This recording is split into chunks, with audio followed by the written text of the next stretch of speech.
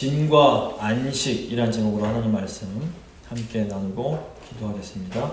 저희가 지난주에 하박국서를 이제 나누면서 앞부분을 다루면서 이 성도의 짐에 대한 말씀을 드렸습니다. 근데 이제 그 후반부에 성도의 현실, 하나님의 응답이 너무 이렇게 좀 그 징계의 메시지가 강하다 보니까 거기에 너무 압도되셔서 이 앞부분이 사실 더 중요한데 오늘 다시 한번 우리 예수님을 믿는 그리스도인으로서 우리가 예수님께 가서 내려놔야 될 짐이 무엇이고 또 우리가 예수님께 받는 그 안식이 무엇이며 또 우리가 져야 될 짐이 무엇인지에 대해서 한 번 더 조금 더 깊이 생각을 해보려고 합니다. 세 부분으로 나눠서 살펴볼 텐데 첫 번째 세상의 짐, 두 번째 안식, 세 번째 주님의 짐입니다. 먼저 세상의 짐을 생각해 보겠습니다. 저희가 이 세상을 살아가는 것은 어떤 의미에서 아주 무거운 짐을 지고 사는 것 같습니다. 그리스 신화 보시면 시지푸스의 신화라는 게 있습니다. 시지푸스라는 사람이 이제 그리스 신들의 노염을 사서 아주 무거운 바위를 산 정상으로 이렇게 밀어 올려야 되는 벌을 받습니다. 근데 이게 힘들게 이 바위를 산 정상으로 올리고 나면 그 바위가 다시 저 산 아래로 굴러 내려가는 겁니다. 그럼 이 사람이 다시 터벅터벅 산 아래로 내려가서 또다시 그 일을 무한히 반복해야 된다. 이런 벌을 받았다라는 얘기입니다. 그런데 그 이방인이라는 유명한 책을 쓴 프랑스 그 철학자이자 실존주의 소설가인 알베르트 까미가 이제 시지푸스 신화를 인용하면서 이렇게 무의미하게 무거운 짐을 지고 가는 것이 인간의 부조리한 실존이다 라는 말을 하면서 이게 아주 유명해졌습니다. 그러니까 인간의 삶이 무거운 짐을 지고 가는 것이다 라고 본 이 실존주의 철학자들의 이 시각이 맞는 것처럼 보입니다. 근데 문제는 이 철학자들이 인간의 삶의 문제가 무엇인지는 아주 예리하게 파악을 했는데 정작 이 문제를 해결할 수 있는 해답은 주지 못한다는 겁니다. 이 세상의 철학자들은 이렇게 무거운 짐을 지고 사는 게 인간의 인생이다. 힘들어도 이 부조리한 상황을 그냥 받아들여라. 이렇게 얘기를 합니다.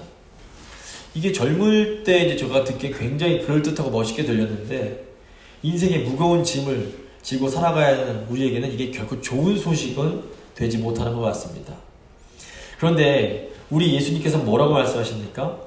인생의 무거운 짐을 지고 살아가는 사람들 향해서 나에게로 오라 이렇게 말씀을 하십니다. 오늘 28절 말씀 보시면 수고하고 무거운 짐진 자들아 다 내게로 오라 내가 너희를 쉬게 하리라. 예수님은 무거운 짐을 지고 있는 사람들의 예수님께로 오면 쉼, 안식을 주시겠다라고 말씀을 하십니다. 세상에 지혜 있는 사람들은 그냥 짐지고 살아가세요. 그게 인생입니다 라고 말하지만 예수님은 다 나에게로 오라 이렇게 말씀을 하십니다. 그래서 그리스도인들은 이 세상의 말이 아니라 예수님의 말씀을 듣고 예수님께로 나온 사람들입니다. 근데 여기서 저희가 좀 오해하는 게 있는데 우리가 예수님을 믿고 구원을 받으면 이 세상이 주는 무거운 짐이 한 번에 다 사라져야 된다라고 생각을 하는 겁니다. 그런데 이 땅에서의 우리의 삶이 그렇지가 않습니다. 예수님을 믿고 구원을 받은 사람들도 계속해서 매 순간 성령 안에서 예수님께로 나가지 않으면 이 세상이 주는 짐을 계속 질 수밖에 없는 겁니다.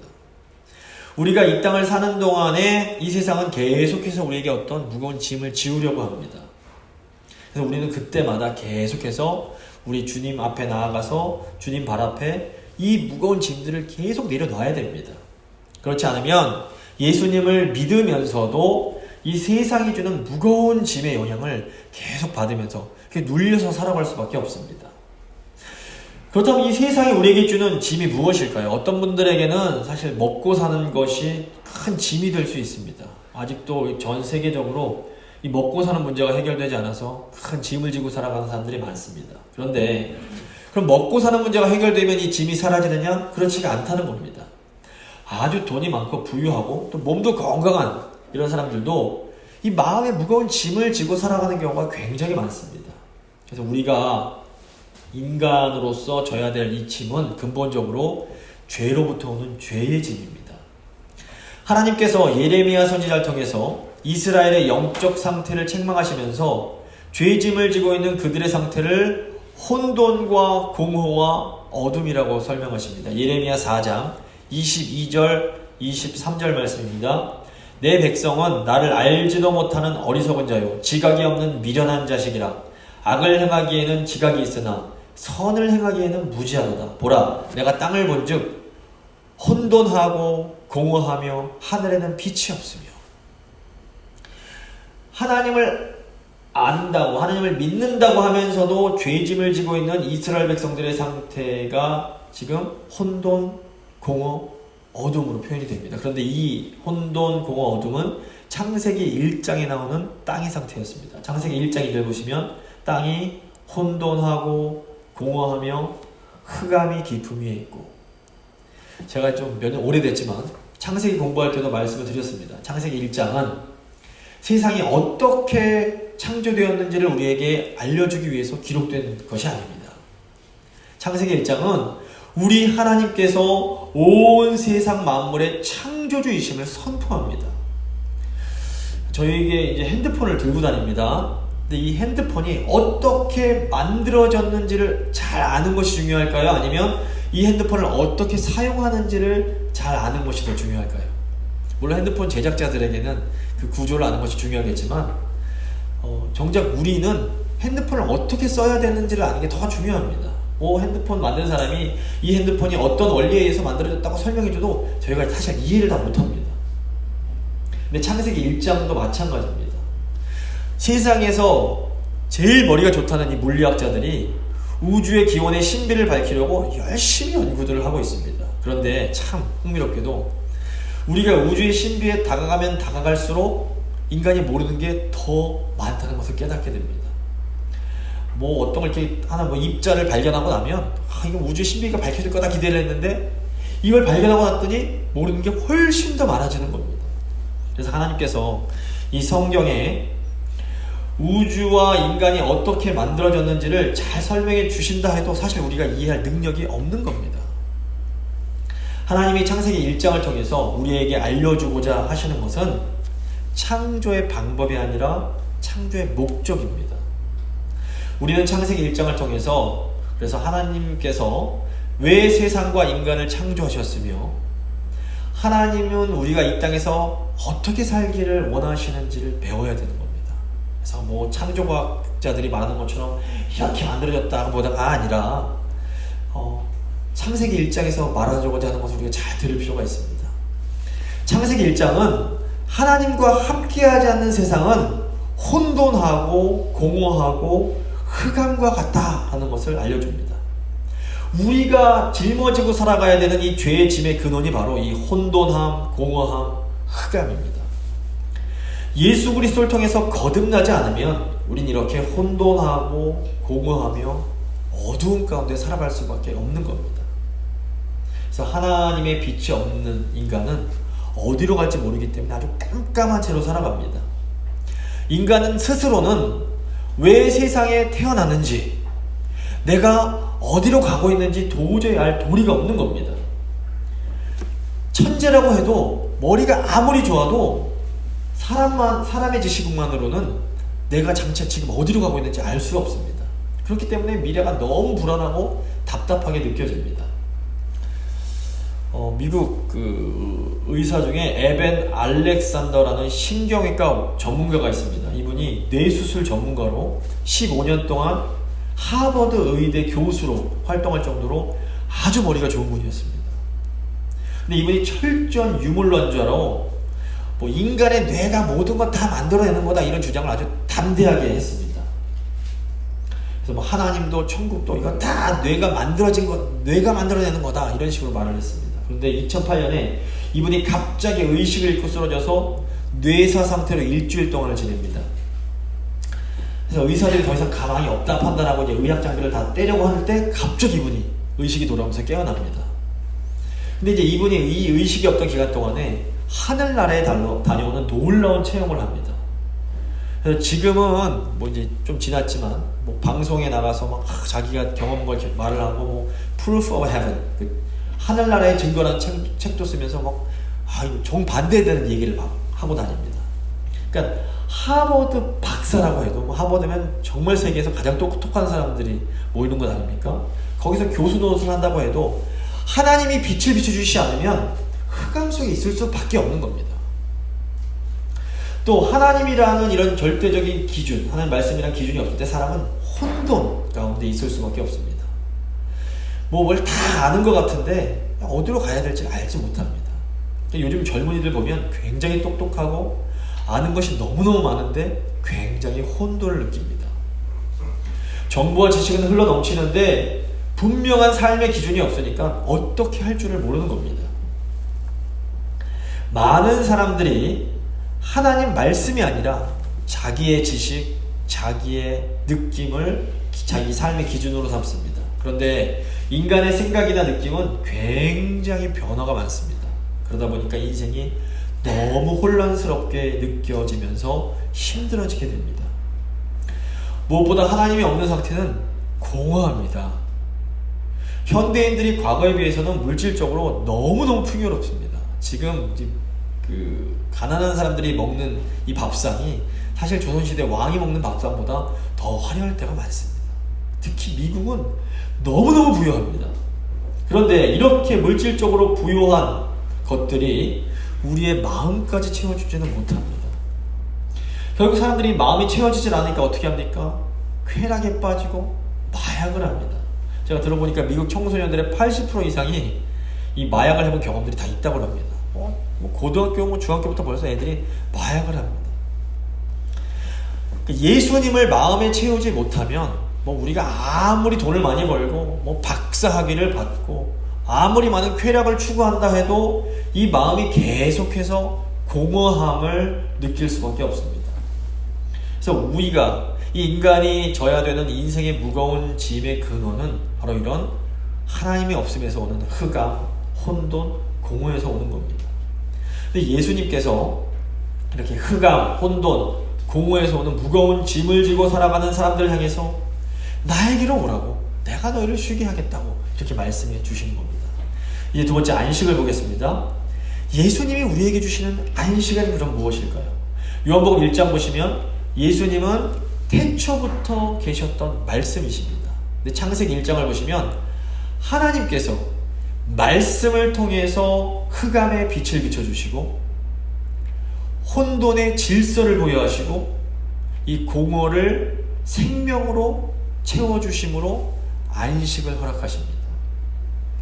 우리가 예수님을 믿으면 우리는 빛에 거하게 됩니다. 요한복음 8장 12절 보시면 예수께서 또 말씀하여 이르시되 나는 세상의 빛이니 나를 따르는 자는 어둠에 다니지 아니하고 생명의 빛을 얻으리라.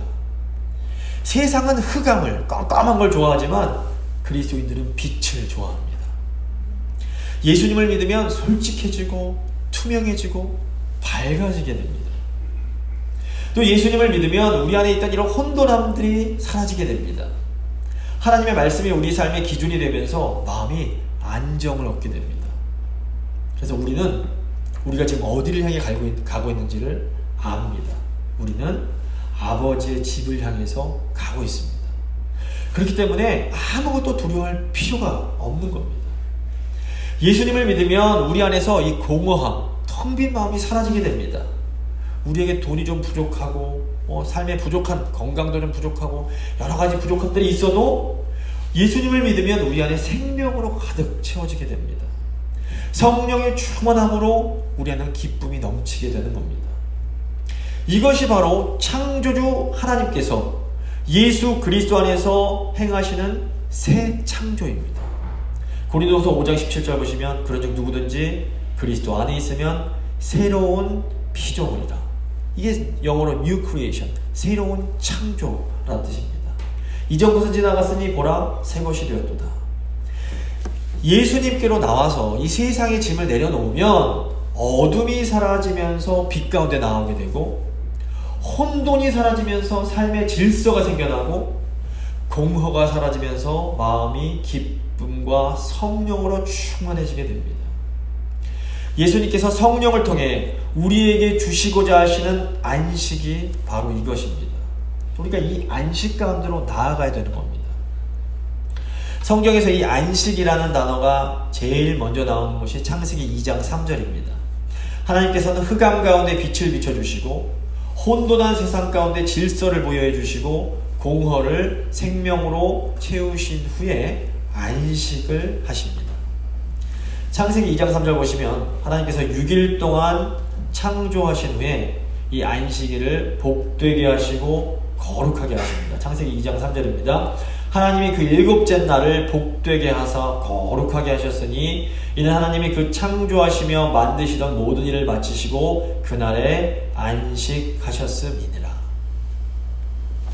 우리가 이 안식의 의미를 잘 이해하려면 하나님께서 인간을 창조하실 때 하나님의 형상대로 창조하셨다는 것을 기억해야 됩니다. 창세기 1장 26절 27절 보시면 하나님이 이르시되 우리의 형상을 따라 우리의 모양대로 우리가 사람을 만들고 그들이 바다의 물고기와 하늘의 새와 가축과 온 땅과 땅에 기는 모든 것을 다스리게 하자 하시고 하나님이 자기 형상 곧 하나님의 형상대로 사람을 창조하시되 남자와 여자를 창조하시고 우리가 믿는 하나님은 삼위일체 하나님이십니다.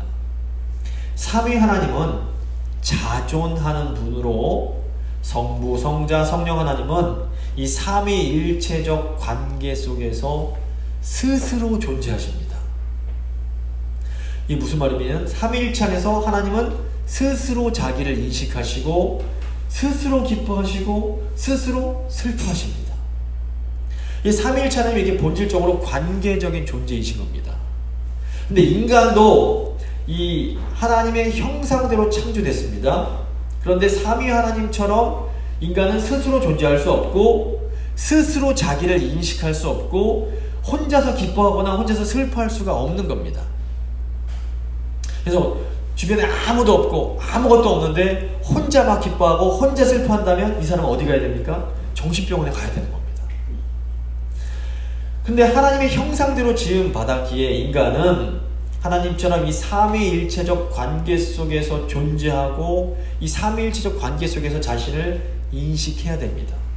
그래서 하나님께서 이 인간에게 허락하신 삼위일체적 관계가 있는데 그게 바로 위로는 하나님이 계시고 옆으로는 다른 인간이 있고 아래로는 자연이 있는 겁니다. 그래서 하나님의 형상을 닮은 인간도 이 하나님, 이웃, 자연이라는 삼위일체적 관계 속에서 많이 자신을 알 수가 있습니다. 지금 우리는 하나님과의 관계 속에서 나를 알 수 있고 배우자, 부모님, 자녀, 친구들과의 관계를 통해서 나를 알 수 있고 또 자연환경과 같은 피조물과의 관계를 통해서 나를 알아야 됩니다. 인간은 하나님이 아니기 때문에 이런 삼위일체적 관계 없이는 존재할 수도 없고 내가 누구인지 알 수조차 없다라는 겁니다. 따라서 인간이 누려야 될 안식은 하나님, 이웃, 자연이라는 이 삼위일체적 관계와 아주 밀접한 관련이 있습니다. 그래서 창세기 2장 3절 보시면 하나님께서 안식일을 복되게 하시고 거룩하게 하시는데 이 거룩은 하나님의 대표적인 속성입니다. 즉 안식이 무엇인가 하면 하나님의 거룩하심이 온전하게 회복된 상태를 말합니다. 그래서 우선 거룩은 하나님과의 관계가 회복된 상태입니다. 거룩은 또 나와 이웃, 즉 나와 배우자의 관계, 나와 자녀와의 관계, 나와 교인들 간의 관계, 나와 직장 동료들 간의 관계가 회복된 상태가 거룩입니다. 또 거룩은 나와 이 자연 환경, 또 나와 이 경제와의 관계가 회복된 것이 거룩입니다. 그래서 숲속에서 혼자 이렇게 도 닦고 거룩하게 있는 것이 거룩이 아닙니다. 아무 관계 안 하면서 난 하나님만 바라봐야지 이게 거룩이 아니라는 겁니다. 어떤 의미에서 거룩은 굉장히 불편합니다. 하나님과의 관계를 위해서 주일마다 하나님 앞에 나와서 예배드리고 헌금드리고 봉사하는 일 편하지만은 않을 것입니다. 또 이웃과의 관계를 잘 돌보는 일도 이게 불편합니다. 배우자의 기분을 잘 맞추고 자녀들의 기분을 잘 맞추고 교인들 기분 맞추고 동료와 친구들과의 마음을 이렇게 편하게 해주는 이런 일들이 사실 편한 일들이 아닙니다. 또 자연을 위해서 분리수거를 하고 환경오염을 줄이기 위해서 노력하는 일들도 굉장히 불편한 일들입니다. 그런데 예수 그리스도의 이름으로 이런 하나님, 이웃, 자연 이 삼위일체적 관계 속에서 안식을 얻고 누리는 사람이 참으로 거룩한 사람입니다. 성경이 말하는 죄의 핵심은 이런 삼위일체적 관계들을 깨뜨리는 겁니다. 하나님과의 관계를 깨고 이웃과의 관계를 깨고 하나님이 창조하신 피조세계와의 관계를 깨버리는 것이 바로 죄입니다. 그래서 이 세상이 지금 신음합니다. 죄는 하나님과의 관계를 깨뜨립니다. 하나님과의 관계가 깨지면 하나님의 존재를 인정하려고 하지 않고 하나님께 화를 내면서 하나님의 뜻에 반항을 합니다. 그리고 요즘 보면 사실 과학적인 지식, 과학적인 기술, 의학적 지식도 다 하나님이 선물로 주신 것인데 이런 하나님의 선물을 사용해서 인간 스스로 하나님이 되겠다라고 하면서 오늘 이 현대적인 바벨탑을 쌓고 있습니다. 죄는 또 이웃과의 관계를 깨뜨립니다. 죄는 부모님과 자식과의 관계를 깨고 부부 간의 관계를 깨뜨리고 교인 간의 관계를 깨뜨리고 직장에서 동료들 간의 관계를 깨뜨립니다. 그리고 이 죄는 점점 커져서 민족과 민족, 국가와 국가 간의 관계를 깨뜨려서 지금 이 세계가 크고 작은 전쟁 때문에 정말 고통을 겪고 있습니다. 또 죄는 창조 세계와의 관계도 깨뜨립니다. 지금 전 세계가 거의 2년 동안 코로나 때문에 큰 고통을 겪고 있습니다. 이게 창조와 세계의 관계를 깨진 결과입니다. 또 전 지구적으로 환경오염으로 인한 기후변화 때문에 폭염이 생기고 홍수가 일어나고 있습니다.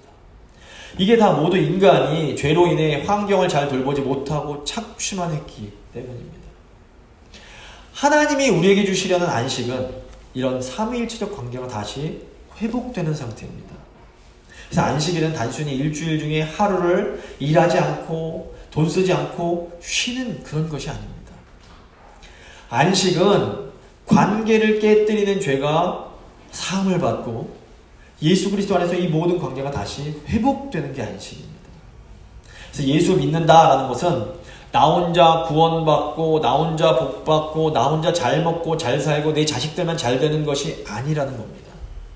물론 우리 예수님을 믿으면 이런 복을 받는 측면이 분명히 있습니다. 그런데 오직 나와 내 가족, 나만 잘 되는 것만 신경 쓰는 것은 신앙이 아주 어릴 때 하는 겁니다. 사실 저희 교회 성도님들은 다 신앙이 연륜이 오래되셨기 때문에 이제 이런 데서 벗어나서 좀 더 멀리 보시고 넓게 보실 필요가 있습니다. 예수를 잘 믿는다라는 것은 먼저는 하나님과의 관계가 회복되고 더 나아가 배우자, 자녀, 교인들과의 관계가 회복되고 환경까지 돌보는 것을 의미합니다. 창세기 보시면 우리 하나님께서 인간에게만 생육하고 번성하라라고 하지 않으시고 동물들에게도 생육하고 번성해라 이렇게 말씀하시는 것을 볼 수 있습니다. 레위기 16장을 보시면 대속죄일에 대한 규례가 나옵니다. 이 대속죄일이 어떤 날이냐면 대제사장들이 하나님 백성들을 대표해서 하나님 앞으로 나아가 죄사함을 받는 날이었습니다. 그런데 하나님께서 이 날을 안식일 중에 안식일로 지키라 이렇게 말씀을 하십니다. 관계를 깨뜨리는 죄사함을 받는 날이 최고의 안식일이라고 말씀하시는 겁니다. 하나님께서 예수님을 보내셔서 예수님을 통해서 하시려고 하신 일이 바로 이 안식을 회복하시는 일이었습니다. 근데 예수님 당시 유대인들이 잘못 생각한 것이 무엇입니까? 예수님 당시 유대인들은 안식일의 핵심이 하나님과 이웃과 다른 모든 피조물들과의 이 관계를 회복하는 것이라는 것을 망각했습니다. 그리고 이 일은 하면 되고 이 일은 하면 안 되고 이 율법적인 작고에만 집착을 했던 겁니다. 이렇게 안식일을 제대로 깨닫지 못하고 오해하고 있는 유대인들을 향해서 예수님께서 뭐라고 말씀하십니까? 마가복음 2장 27절입니다. 또 이르되 안식일이 사람을 위하여 있는 것이요 사람이 안식일을 위하여 있는 것이 아니니 이러므로 인자는 즉 예수님은 안식일에도 주인이니라. 예수님은 이 안식일이 사람을 위해서 있는 것이고 예수님이 곧 이 안식일의 주인이심을 말씀하십니다. 안식일이 단순히 일하지 않고 돈 쓰지 않는 거에 집중하는 날이 아니라는 겁니다. 물론 안식일을 저희가 돈 써도 되고 막 일해도 된다 이런 의미가 아닙니다. 이거 오해하시면 안 되고 안식일은 그보다 더 큰, 더 중요한 의미가 있다는 겁니다. 안식일은 무엇보다 우리가 이 죄짐을 지고 살아가다가 예수님 앞으로 나아가서 이 죄짐을 풀어놓고 하나님과 이웃과 모든 피조물들과의 관계의 회복을 경험하는 날입니다. 예수님께 나아갈 때에 예수님께서는 깜깜한 마음에 밝은 빛을 비춰주시고 혼란스러운 마음에 질서를 부여하시고 텅 비고 공허한 마음에 생명을 채워주심으로 우리에게 참된 안식을 허락해 주십니다. 또 성령님께서는 예수 그리스도 안에서 하나님과 이웃과 자연과의 관계를 회복시켜 주심으로 우리 안에 참된 평화, 샬롬을 회복시켜 주십니다. 그래서 우리가 이 안식을 얻기 위해서 사실 일주일에 한 번이 아니라 매일, 매 순간마다 우리 예수님 앞으로 안식의 주인이신 예수님께로 계속 나아가야 되는 겁니다. 이제 세 번째, 주님의 짐입니다. 우리는 계속해서 끊임없이 세상에서 오는 이 어두움, 혼돈, 공허를 가지고 주님 앞으로 나아가야 됩니다. 근데 이것이 전부가 아닙니다. 예수님은 우리가 마음의 안식을 얻으려면 예수님의 멍에를 메고 예수님께 배워야 된다라고 말씀을 하십니다. 29절입니다. 나는 마음이 온유하고 겸손하니 나의 멍에를 메고 내게 배우라. 그리하면 너희 마음이 쉼을 얻으리니. 예수님의 멍에를 메고 예수님께 배우는 것이 무엇을 의미합니까? 주님께서 나에게 허락하신 이 관계를 회복하기 위해서 노력하는 것을 말합니다. 이게 예수님의 멍에를 메는 것이고 예수님의 짐을 지는 겁니다. 위로는 하나님과의 관계를 회복하기 위해서 우리가 기도하고 말씀을 듣고 순종해야 됩니다. 또 옆으로는 하나님이 나에게 주신 부모님, 나에게 허락하신 배우자, 나에게 허락하신 자녀, 그리고 나에게 허락하신 교인들과 동료들과의 관계를 회복하기 위해서 노력하는 겁니다. 이게 예수님의 짐을 지는 겁니다. 그리고 아래로는 하나님께서 주신 자연과 이 세상을 잘 돌봐야 됩니다. 이것이 예수님이 주신 멍에를 지는 겁니다. 그래서 우리가 귀찮아도 힘들어도 분리수거도 잘 해야 되는 겁니다. 여기서 중요한 것이 예수님과 함께 이 짐을 져야만 한다는 겁니다. 내가 혼자서 용서하려고 하면 용서가 죽어뜯겨나도 되지 않습니다. 근데 예수님이 나의 큰 죄를 용서해 주셨음을 기억할 때에 나도 나에게 잘못한 사람을 용서한 마음이 생겨나게 됩니다. 내 힘으로 사랑하려고 하면 이게 사랑이 안 됩니다. 근데 주님이 먼저 사랑받을 자격이 전혀 없는 나를 너무나 사랑하셔서 자기 생명을 내어주셨음을 기억할 때에 나도 도저히 사랑하기 힘든 이 사람을 사랑할 수 있는 그런 힘이 생겨나게 됩니다. 내 스스로 은혜를 베풀고 관대하게 하려고 하면 이게 안 됩니다. 근데 하나님께서 너무나 부족한 나에게 먼저 엄청난 은혜를 베푸셨음을 인정하고 감사할 때에 비로소 내 마음도 관대해지게 되고 다른 사람들에게 나의 것을 기꺼이 나눌 수가 있게 되는 겁니다. 이렇게 가족과 이웃을 용서하고 사랑하고 나누는 삶, 이 삶이 사실은 굉장히 불편하고 힘들 수 있습니다. 그런데 우리가 믿음으로 이 불편함을 감수할 때에 우리에게 행복이 찾아오게 됩니다. 아무도 용서하지 않고 아무도 사랑하지 않고 아무에게도 주지 않고 그냥 나 혼자 사는 삶이 어떻게 보면 속은 제일 편할지 모르겠습니다. 그런데 속이 아무리 편해도 이렇게 혼자서 사는 삶은 절대로 행복할 수가 없습니다. 이 현대인들이 이 세상이 자꾸 주는, 특별히 미국 이 개인주의적인 이런 문화가 우리에게 주는 큰 거짓말이 무엇인가 하면 편하게 살라는 겁니다. 이 현대인들의 어리석음은 이 불편함을 피하기 위해서 불행한 삶을 사는 겁니다. 편안한 불행이 있고 불편한 행복이 있다면 어떤 걸 선택하시겠습니까? 저희 이제 제가 아이들이 많은데 아이들을 키우다 보면 불편한 일이 한두 가지가 아닙니다. 그런데 우리를 불편하게 만드는 이 아이들이 또 우리에게 주는 행복이 말로 상상할 수 없을 정도로 큽니다. 자, 저희가 가족과 교인들의 이 부족한 부분들을 참고 기다려주는 것 굉장히 힘들고 불편할 수 있습니다. 그런데 우리가 이 불편함을 감수할 때에 우리는 하나님께서 주시는 너무너무 큰 행복을 경험할 수가 있는 겁니다. 그래서 예수께서 뭐라고 그러십니까? 30절입니다. 이는 내 멍에는 쉽고 내 짐은 가벼움이라. 나 혼자서는 이 불편한 십자가의 짐, 이거 질 수 없습니다. 하지만 예수님과 함께 이 짐을 질 때에 이 짐은 그렇게 어렵지 않고 그렇게 무겁지 않을 수가 있습니다. 우리 모두에게는 저마다 짊어져야 할 불편한 짐들이 있습니다. 아, 이 짐만 없어지면 좋겠다. 이 인간만 사라지면 좋겠다. 이 문제만 해결되면 참 좋겠다. 라고 말을 하지만 이 문제가 해결되면 또 다른 짐이 우리에게 주어지게 됩니다. 그렇기 때문에 중요한 것은 내가 어떤 짐을 지느냐가 아니라 내가 이 짐을 지금 예수님과 함께 지고 있는가, 이것이 중요합니다.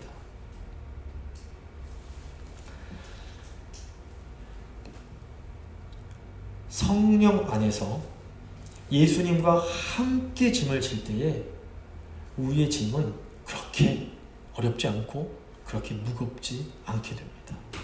말씀을 마무리 짓도록 하겠습니다.